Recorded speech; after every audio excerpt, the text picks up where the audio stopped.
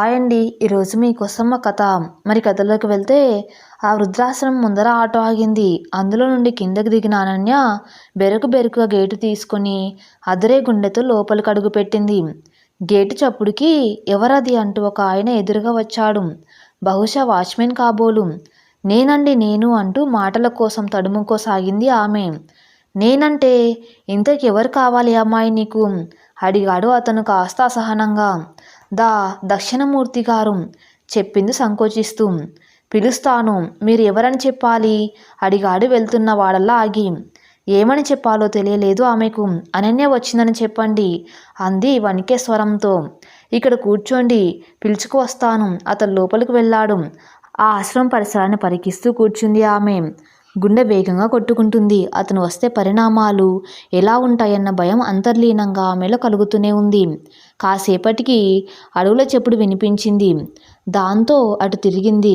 దక్షిణమూర్తి గారిని చూడగానే అప్రయత్నంగా లేచి నించొని 2 చేతులు జోడించింది.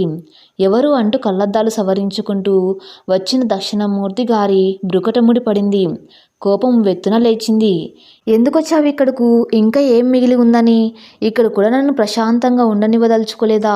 నీ మొహం చూస్తేనే నాకు అసహ్యం వేస్తుంది. వెనక్కి తిరిగి వెళ్ళిపోవటానికి ఆయుక్తమాసాగాడు. అనన్య అతనికి ఎదురుగా వచ్చి కాళ్ళ మీద పడింది. తండ్రి లాంటి వారు, మీరు నన్ను క్షమిస్తారని కొండంత ఆశతో వచ్చాను. దయచేసి కాదని వెళ్ళిపోకండి. నిజమే, మీకు నేను క్షమించరాని ద్రోహం చేశాను. అందుకు అనుభవిస్తున్నాను. శరణు కోరి వచ్చాను. నా జీవితం అతలాకుతలం అయిపోతుంది. మీరే నాకు దిక్కు. ఆమె వెక్కి ఏడవసాగింది. ఆమె కన్నీరుని చూడగానే దక్షిణమూర్తి గారిలో కోపం కరిగిపోయింది. కాస్త మెత్తబడి ఆమె తల మీద లాలనగా చెయ్యి వేశారు. అతని ఆప్యాయమైన చేతి స్పర్శతో కన్నీటి పర్యంతమైంది ఆమె. ఆ చేతి పైనేనా తను నిష్ఠూరాలైంది. ఆ చేతి పైనేనా తను కుట్ర పన్నింది. అటువంటి ఆత్మీయత చెయ్యి అన్నీ మర్చిపోయి తనని వాత్సల్యంగా ఓదారుస్తూ స్పర్శిస్తుంది. తనిప్పుడు కోరుకున్నది కూడా రవ్వంతా ఆప్యాయతే కదా. అనన్యకు దుఃఖం ముంచుకొచ్చింది. నువ్వు నా ఇంటికి దీపం పెట్టే కోడలివి. తప్ప కలుపుతానమ్మా మీ ఇద్దరిని. కానీ అనన్య, ఒక్క మాట అడుగుతున్నాను. మా తండ్రి కొడుకుల ఇన్నేళ్ల అనుబంధాన్ని ఒక తూట లాంటి మాటతో విడదీశావు కదమ్మా. నా కొడుకుని నాకు కాకుండా చేశావు. తల వంచుకుంటున్న కొలది నా గుండె తరుక్కపోతుంది. మంచి దారిలో నడవమని చెప్పటమే నేను నీకు చేసిన ద్రోహమా తల్లి? చరమాంకాలను పెట్టిన చిచ్చు నాకెంతటి మనోవేదన కలిగిస్తుందో తెలుసా? దక్షిణమూర్తి గారు కన్నీటి పర్యంతమవుతూ ఒక్కో మాట అడుగుతూ ఉంటే పశ్చాత్తాపంతో విలవిల్లాడింది ఆమె. అవునంకుల్, నేను మీకు చెయ్యరాని ద్రోహం చేశాను. నన్ను క్షమించండి అని అడగడానికి కూడా అర్హత లేని దానిని. ఇంత జరిగాక కూడా నన్ను మీ ఇంటికి దీపం పెట్టే ఇల్లాలిగా ఆదరించటం నన్ను కలచివేస్తుంది. నేను అలా చేసి ఉండకూడదు. నేను అలా ప్రవర్తించి ఉండకూడదు. పాపిష్టి దాన్ను. నా పాపానికి నిష్కృతి లేదు అంటూ తల బాదుకుంటూ రోధించసాగింది అనన్య. చాలాసేపు అలా వెక్కుతూనే ఉంది. అతని ఆప్యాయమైన చేతి స్పర్శ తన జీవితానికి ఒక పెద్ద భరోసా అనిపించింది. ఇంకెప్పుడు జీవితాన్ని గతి తప్పనివ్వకూడదు అని స్థిరంగా నిశ్చయించుకుంది అనన్య. దక్షిణమూర్తి గారి భార్య గతించి 5 ఏళ్లు కావస్తుంది. ఒక్కగానొక కొడుక్కి పెళ్లి చేసి ఓ ఇంటి వారిని చేశారు. కోడలు అనన్య చాలా అందమైన అమ్మాయి. కుందన బొమ్మలా ఉంటుంది. ఆమె కూడా సాఫ్ట్వేర్ ఇంజనీరే. టీమ్ లీడర్గా పనిచేస్తుంది. భార్యాభర్తలు ఇద్దరు వేర్వేరు కంపెనీలో పనిచేస్తున్నారు. బెంగళూరులో కొడుకు కోడల దగ్గరే ఉంటున్నారు ఆయన. అతనికి పెన్షన్ వస్తుంది. ఆర్థిక ఇబ్బందులు ఏమీ లేవు. ఓ రోజున అమ్మాయి అనన్య, బయటికి వెళ్తున్నాను, సరుకులేమైనా తీసుకురమ్మంటావా తల్లి? అడుగుతూ అద్దం ముందరికి వెళ్ళి తల దువ్వుకోవడానికి ఆయుత్తమవసాగారు ఆయన. పరాకుగా దువ్వెన్ను తల మీద ఉంచుకునేసరికి దానికి ఉన్న పొడవాటి వెంట్రుకలన్నీ తల మీద, ముఖం మీద, చొక్కా మీద వేలాడుతూ చిరాకు తెప్పించాయి అతనికి. అనన్య, దువ్వుకున్నాక వెంట్రుకలను తీసి దువ్వెనను శుభ్రపరచాలి కదమ్మా. చూడు, నా మొహం మీద, చొక్కా మీద పడి ఎలా ఉన్నాయో. మనం కాబట్టి సరిపోయింది. బయటవారు ఎవరైనా అయితే ఎంత చండాలంగా ఉంటుంది. కాస్త అసహనాన్ని వెళ్ళగక్కారా ఆయన. నేను దువ్వుకున్నాను అంకుల్. ఈ విషయం గురించి మీ అబ్బాయి నేను అనేకసార్లు పోట్లాడుకుంటూనే ఉంటాము చెప్పింది అనన్య అదేదో ఘనకార్యంలా. అన్నిసార్లు పోట్లాడుకున్నా పద్ధతి మార్చుకోలేదమ్మా అడిగారాయన విస్తుపోతూ. అదేం పెద్ద తప్ప ఏంటండి మార్చుకోవటానికి? నేను తీయకపోతే తర్వాత ఎవరికి అవసరమో వారే తీసుకుంటారు. ఈ పాటిదానికి మీ అబ్బాయి ఏదో అంతర్జాతీయ సమస్యలా చూస్తూ అరుస్తూ ఉంటే నాకు మండిపోయేది. దక్షిణామూర్తి గారు నిర్ఘాంతపోయారు. నువ్వు దూకున్న దువ్వెనని నీ తల వెంట్రుకల్ని వేరే వాళ్ళు శుభ్రపరచుకోవటం బాగుందమ్మా, చాలా బాగుంది అన్నారాయన కాస్త వ్యంగ్యంగా. అయినా ఒకరు దువ్వుకొని మరొకరు ఉపయోగించడం ఏమిటి? అవును, నేను కూడా అదే అనుకున్నాను. ఈ క్షణం నుండి నాకంటూ ఒక ప్రత్యేకమైన దువ్వెన్ని ఏర్పరచుకోవాలని అంటూ చెప్పుల్లో కాళ్ళు దూర్చి బయటకు నడిచారు ఆయన. కోడల సమాధానానికి ఆయన మనసు చివుక్కుమంది.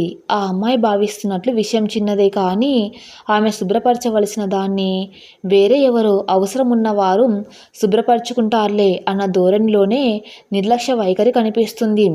తన తప్పు తాను గ్రహించకపోయి చెప్పిన నిర్లక్ష్యం వహించటం, తిరిగి ఇదేం పెద్ద తప్ప అనే ప్రశ్నించటం ఆయన్ని కాస్త బాధ పెట్టింది.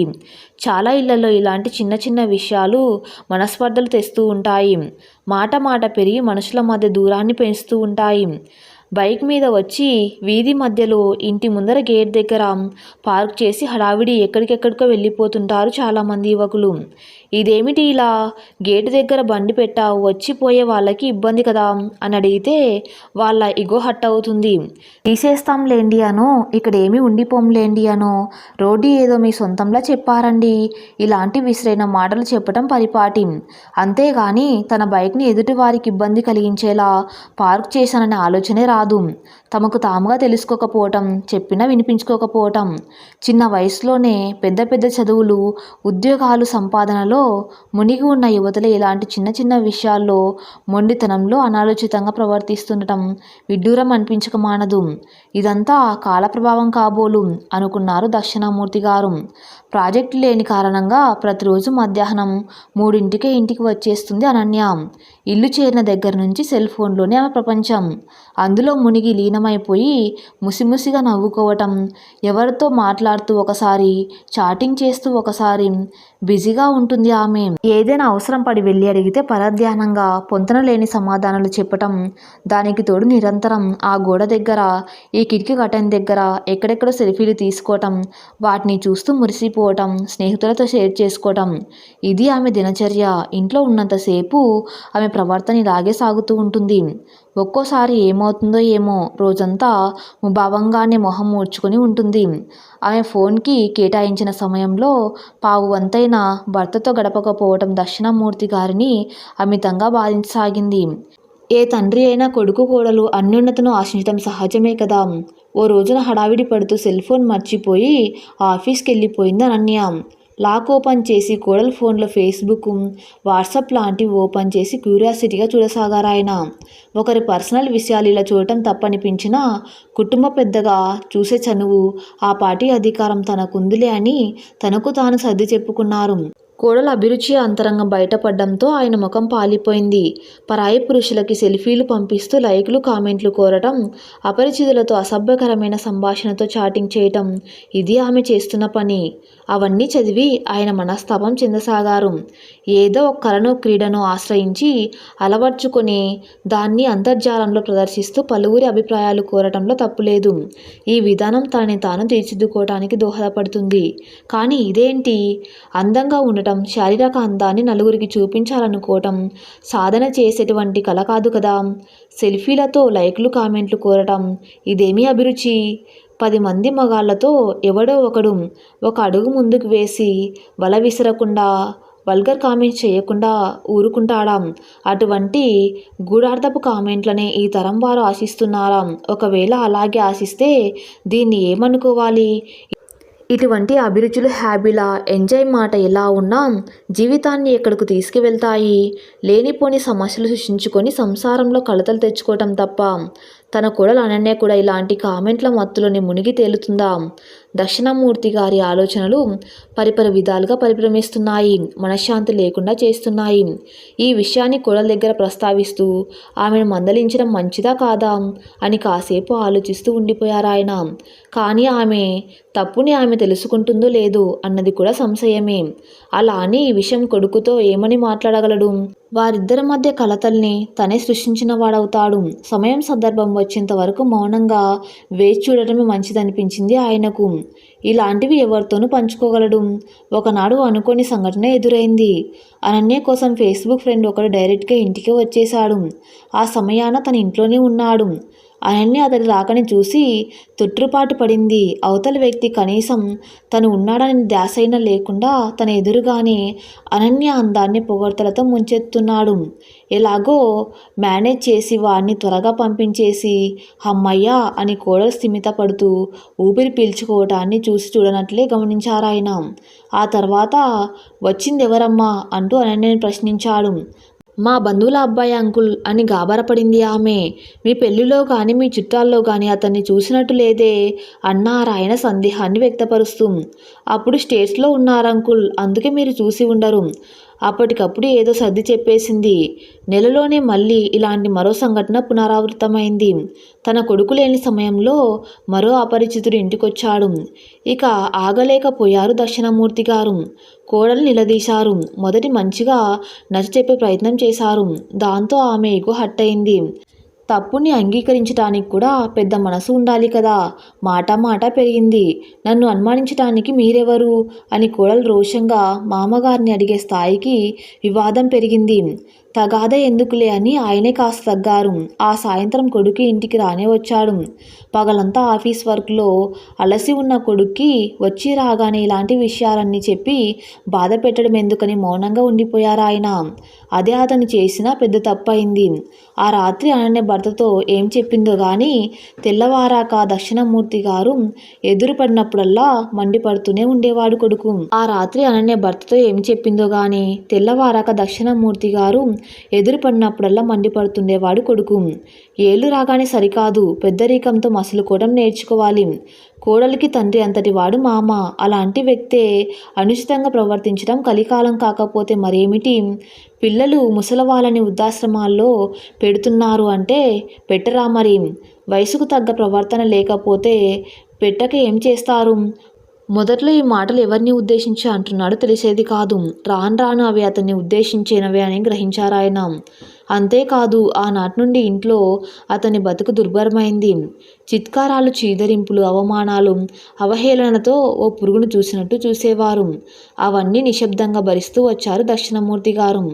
వారి మధ్య తన జీవితం కష్టమనిపించింది. ఆత్మీయత, అభిమానం సంగతి అటుంచి కనీసం తన వయస్కైన గౌరవ మర్యాదలు లేని చోట ఆయన ఎన్నాళ్ళని ఉండగలరు?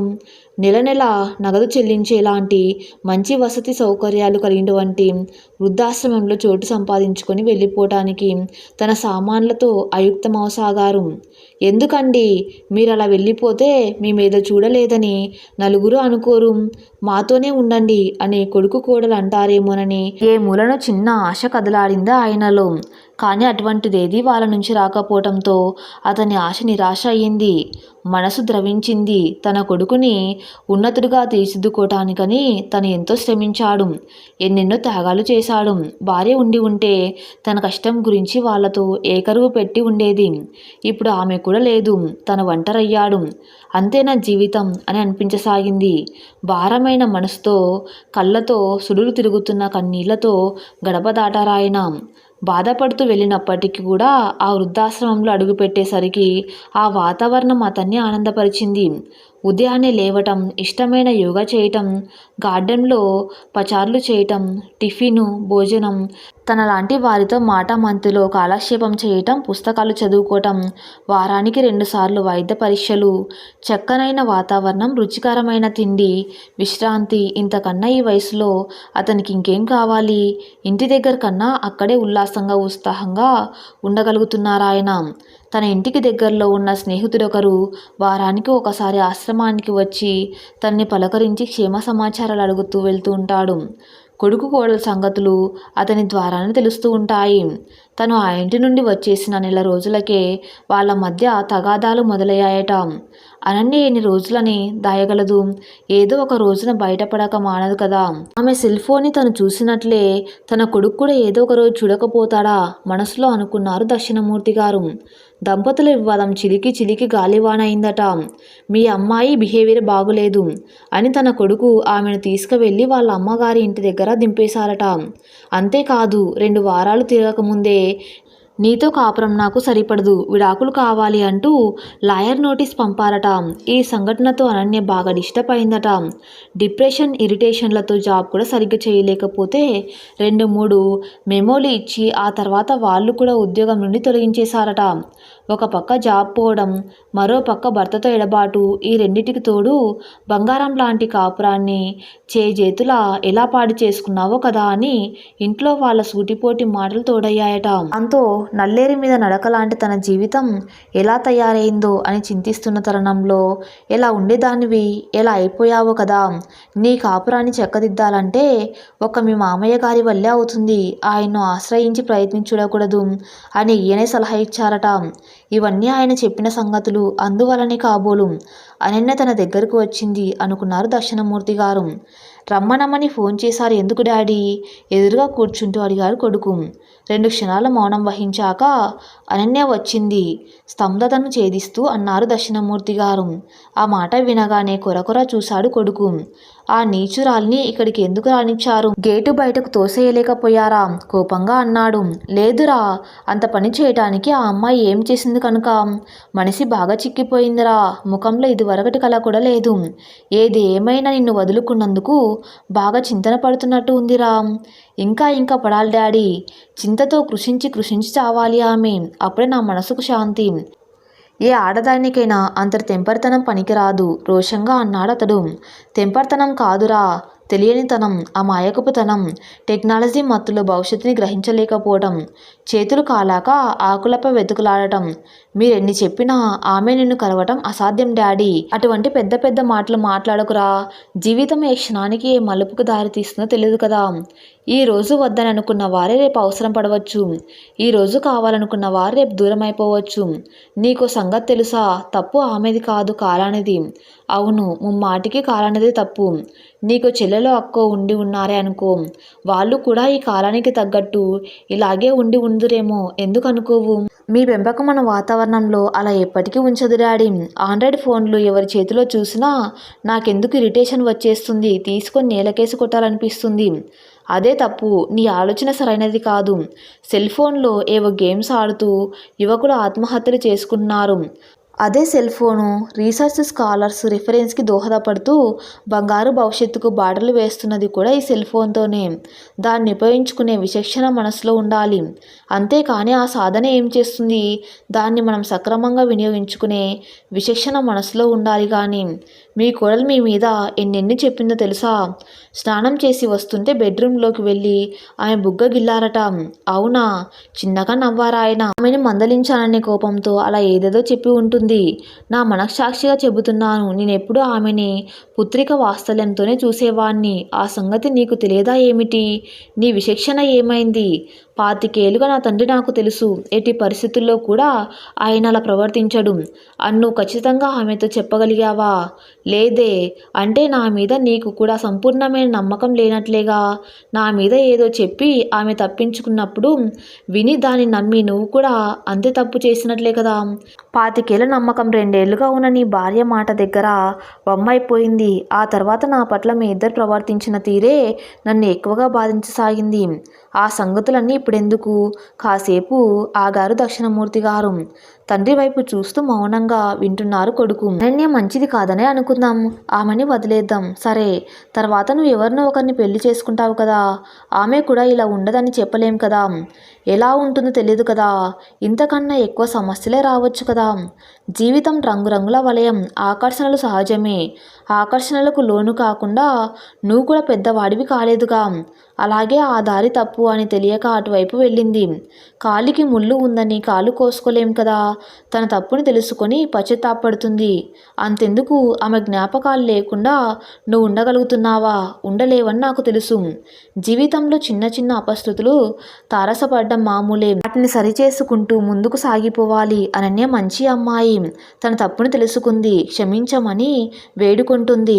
నువ్వు వెళ్ళి తీసుకొస్తే పద్ధతిగా ఉంటుందని నా ఉద్దేశం. ఇక ఏం మాట్లాడకుండా నేను చెప్పినట్లు చెయ్యి, ఆజ్ఞాపించినట్లుగా అన్నారాయన. నేను ఇప్పుడు ఏమీ చెప్పలేను డాడీ, నన్ను కొంచెం ఆలోచించుకొనివ్వండి. వెళ్ళిపోయాడు కొడుకు. ఫోన్ మోగుతుంది. డిస్ప్లే వైపు విస్మయంగా విప్పారిన నేత్రాలతో అలా చూస్తూ ఉండిపోయింది అనన్య. ఈ మధ్య కాలంలో తను ఎన్నిసార్లు ఫోన్ చేసినా రిసీవ్ చేసుకుని నెంబర్ నుండి తనకి ఫోన్. ఆ నెంబర్ తన భర్తది. ఘనీభవించిన అతని హృదయం కరిగింది. తనని కరుణించింది. పంతాలు పట్టింపులు అన్నిటినీ మర్చిపోయింది ఆమె. అలవి కాని అందమేదో ఆమెను తాకినట్లయింది. మలయ మారుత పవనం ఆమెను సృశించినట్లయింది. లోపల నుండి తన్నుకొస్తున్న దుఃఖాన్ని ఆపుకుంటూ వణికే పెదాలతో హలో అంది. అనన్య, నేను రేపొస్తున్నాను నిన్ను తీసుకువెళ్ళటానికి అన్నట్టు చెప్పటం మర్చిపోయాం. నీకు మెయిల్ పెట్టాను. అందులో ఉన్న మెయిల్ ఐడికి నీ రెజ్యూమ్ ఫార్వర్డ్ చేయి. మా కంపెనీలో ఒక పోస్ట్ ఉంది. మా సీఈఓ గారితో మాట్లాడాను. ఖచ్చితంగా నీకు జాబ్ అయి తీరుతుంది. రేపు వచ్చిన తర్వాత అన్ని వివరంగా మాట్లాడతాను. బాయ్. అలాగే అని చెప్పటం కూడా మర్చిపోయింది అనన్య. ఆమె కళ్ళ వెంబడ కన్నీటి ధార, ఆనంద బాష్పాలు. చీకట్లు తొలగిపోయాయి. ఇక మీదట అంతా వెలుగే. భర్తలో వచ్చిన ఈ అనూహ్యమైన మార్పు వెనక ఓ పెద్ద మనసు ఆశీర్వాదం ఉంది. ఆయనే కనుక లేకుంటే తన జీవితం ఏమై ఉండేదో. ఆ చల్లని చూపు తన మాంగల్యాన్ని నిలబెట్టింది. పంతనం వైపు సాగిపోతున్న తన జీవితాన్ని పదిలపరిచింది. ఆ మంచి మనసు తనకు మంచి జీవితాన్ని ప్రసాదించింది.